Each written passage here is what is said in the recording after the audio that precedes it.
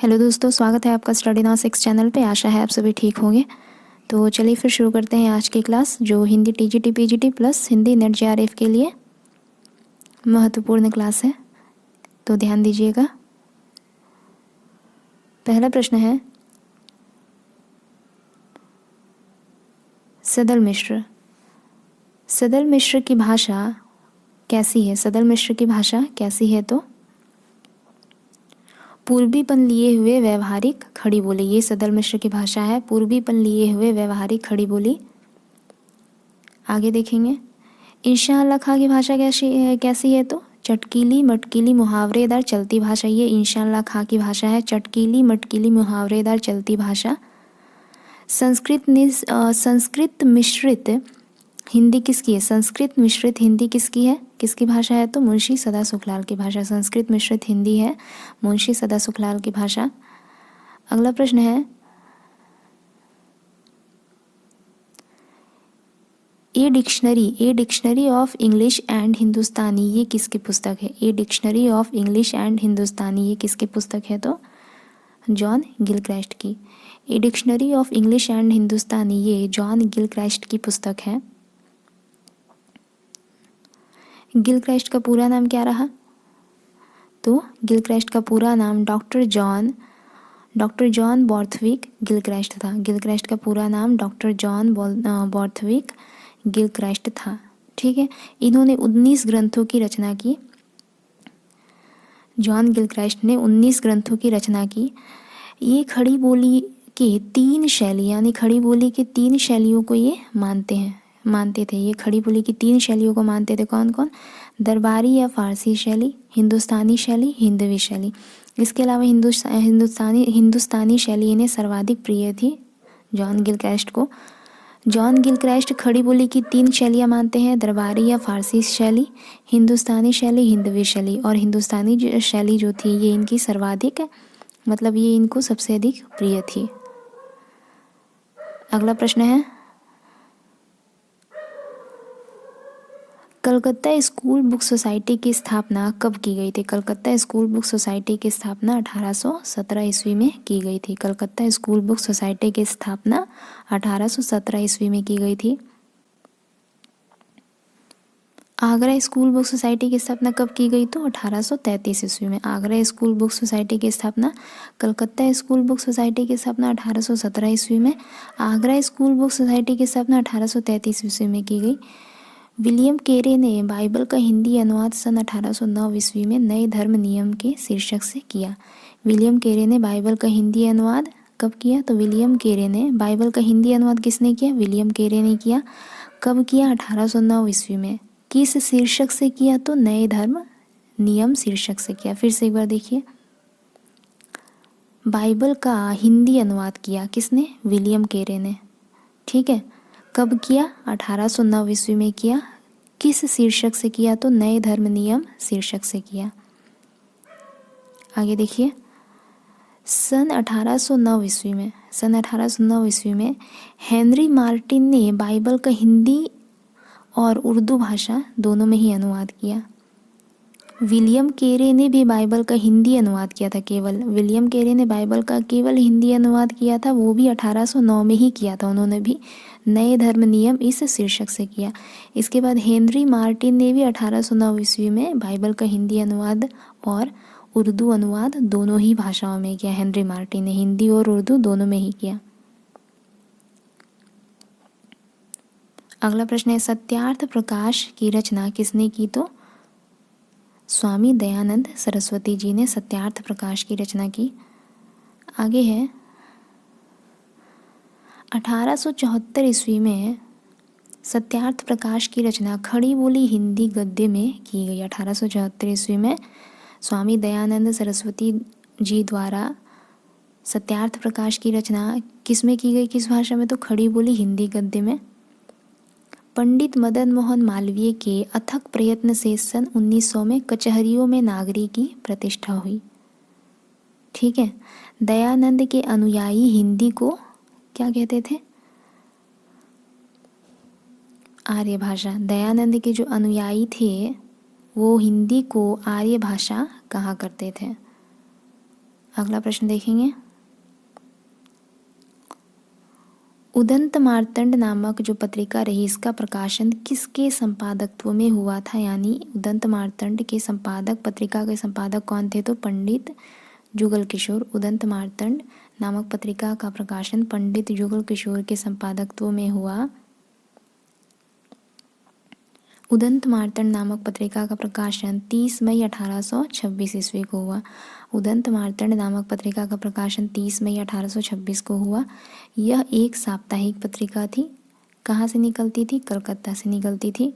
इस पत्रिका में खड़ी बोली को इस पत्रिका में, उदंत मार्तंड नामक पत्रिका में खड़ी बोली का मध्य देशीय भाषा के नाम से उल्लेख किया गया है। याद रखिएगा इसे। उदंत मार्तंड नामक पत्रिका एक साप्ताहिक पत्रिका थी, कलकत्ता से निकलती थी, और इस पत्रिका में खड़ी बोली का किस नाम से उल्लेख किया गया है? तो मध्य देशीय भाषा के नाम से उल्लेख किया गया है। इसके प्रकाशन दिन यानी 30 मई को आधार बनाकर राष्ट्रीय हिंदी पत्रकारिता दिवस मनाया जाता है। इम्पॉर्टेंट है।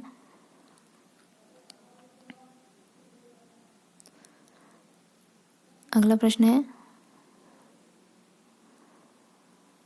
समाचार सुधावर्षन नामक जो पत्रिका रही, यह एक दैनिक पत्रिका थी। उदंत मार्तंड जो थी वो एक साप्ताहिक पत्रिका थी, और समाचार सुधावर्षन जो पत्रिका रही, इस पत्रिका का प्रकाशन कब हुआ? तो 1854 ईस्वी में। समाचार सुधावर्षन नामक पत्रिका का प्रकाशन 1854 ईस्वी में हुआ।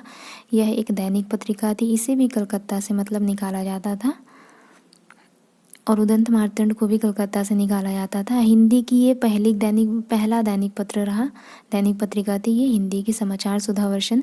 इसके संपादक कौन थे? तो श्याम सुंदर सेन के संपादकत्व में इसे निकाला गया। इसका प्रकाशन हुआ श्याम सुंदर सेन के संपादकत्व में इसका प्रकाशन हुआ। और उधर जो उदंत मार्तंड पत्रिका थी वो पंडित जुगल किशोर के संपादकत्व में प्रकाशित हुआ था।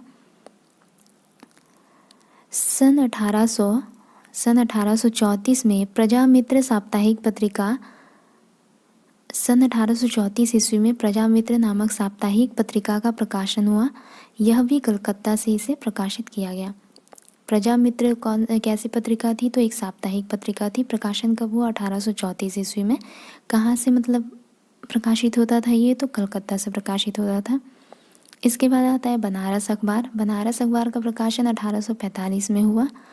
इसकी किसके संपादकत्व में हुआ? तो राजा शिव प्रसाद सिंह या फिर राजा शिव प्रसाद सितारे हिंद के संपादकत्व में बनारस अखबार का प्रकाशन हुआ। यह भी एक साप्ताहिक पत्रिका थी। प्रजामित्र, उदंत मार्तंड, बनारस अखबार, ये तीनों अभी तक क्या रही? साप्ताहिक पत्रिका रही। कहाँ से प्रकाशन हुआ इसका, बनारस अखबार का? तो काशी से। प्रजामित्र, समाचार सुधावर्षन, उदंत मार्तंड, इन सभी का प्रकाशन कहाँ से? कलकत्ता से। बनारस अखबार का प्रकाशन काशी से, और इसके किसके संपादकत्व में इसका प्रकाशन हुआ? तो राजा शिव प्रसाद सितारे हिंद के संपादकत्व में प्रकाशित हुआ। यह एक साप्ताहिक पत्रिका रही। अभी तक दैनिक पत्रिका के बारे में हमने जिसे पढ़ा है वह बस रही समाचार सुधावर्षन। ठीक है, अभी तक समाचार सुधावर्षन को ही दैनिक पत्रिका के रूप में हमने पढ़ा। अभी बाकी जितने भी पत्रिका पढ़े, जो बाकी 3 पढ़े वो साप्ताहिक पत्रिका रही, जिनमें प्रजामित्र, बनारस अखबार, उदंत मार्तंड, ये सब। ठीक है। ओम जय जगदीश हरे नामक प्रसिद्ध आरती की रचना किसने की थी? तो श्रद्धाराम फिल्लौरी ने। ओम जय जगदीश हरे नामक जो प्रसिद्ध आरती रही, जो घर में गाए जाते हैं, माँ की आरती है, किसने रचना की इसकी? तो श्रद्धाराम फिल्लौरी ने की। आगे है, विद्या की उन्नति के लिए नवीन चंद्र राय ने लाहौर में अंजुमन लाहौर की सभा की स्थापना की। किसकी उन्नति के लिए? विद्या की उन्नति के लिए। किसने? नवीन चंद्र राय ने। नवीन चंद्र राय ने विद्या की उन्नति के लिए कहाँ पर? लाहौर में अंजुमन लाहौर नामक सभा की स्थापना की। फिर से देखिए, नवीन चंद्र राय ने विद्या की उन्नति के लिए कहाँ पर? लाहौर में। नवीन चंद्र राय ने विद्या की उन्नति के लिए लाहौर में अंजुमन लाहौर नामक एक सभा की स्थापना की। अंजुमन लाहौर सभा की स्थापना किसने की? तो नवीन चंद्र राय ने। कहाँ पर? लाहौर में। किस लिए? विद्या की उन्नति के लिए। इन्होंने लाहौर में स्त्री शिक्षा का प्रचार प्रसार जोर शोर से किया, मतलब स्त्री शिक्षा को इन्होंने बढ़ावा दिया नवीन चंद्र राय ने।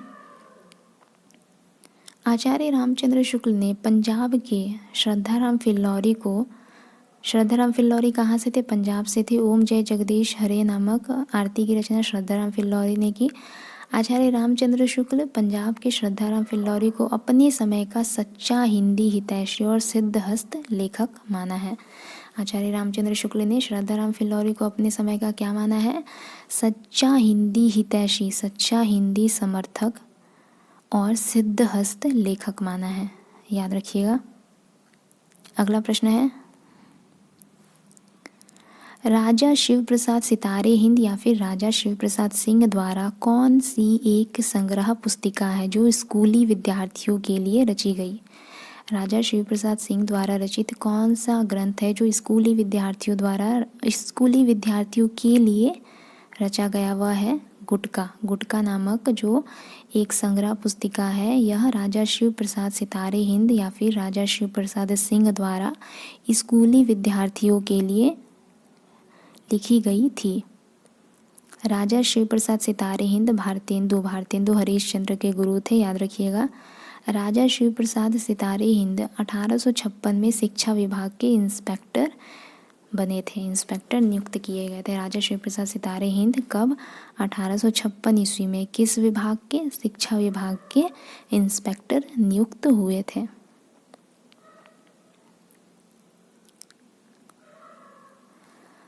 राजा लक्ष्मण सिंह, राजा शिव प्रसाद सितारे हिंद दूसरे हैं। राजा लक्ष्मण सिंह ने किस ग्रंथ का अनुवाद हिंदी में किया है? राजा लक्ष्मण सिंह ने किस ग्रंथ का अनुवाद हिंदी में किया है? तो उपर्युक्त सभी, शकुंतला, रघुवंश, मेघदूत, इन सभी ग्रंथों का अनुवाद राजा लक्ष्मण सिंह ने हिंदी में किया है। शकुंतला, रघुवंश, मेघदूत, इन सभी ग्रंथों का अनुवाद। राजा लक्ष्मण सिंह संस्कृतनिष्ठ हिंदी के क्या थे? समर्थक थे। इनका कथन है, हमारे मत में, ये कहते हैं राजा लक्ष्मण सिंह कि हमारे मत में हिंदी और उर्दू दो बोली न्यारी न्यारी है। हिंदी इस देश के हिंदू बोलते हैं और उर्दू यहाँ के मुसलमान और पारसी पढ़े हुए हिंदुओं की बोलचाल है। ध्यान रखिएगा, ये कथन किसका है? तो राजा लक्ष्मण सिंह का है। अंतिम प्रश्न आज का, सत्य शोधक समाज की स्थापना किसने की? सत्य शोधक समाज की स्थापना किसने की? तो ज्योतिबा बाई फुले ने। सत्य शोधक समाज की स्थापना ज्योतिबा बाई फुले ने की है। याद रखिएगा।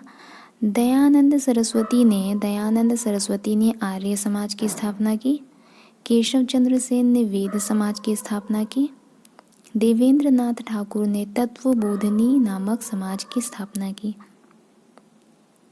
ब्रह्म समाज की स्थापना किसने की? तो राजा राम मोहन रॉय ने। थियोसॉफिकल सोसाइटी की स्थापना ब्लॉटवर्स्की और कर्नल अलकाट ने की। ठीक है, थियोसॉफिकल सोसाइटी की स्थापना ब्लॉटवर्स्की एवं कर्नल अलकाट ने की। रामकृष्ण मिशन की स्थापना स्वामी दयानंद ने की।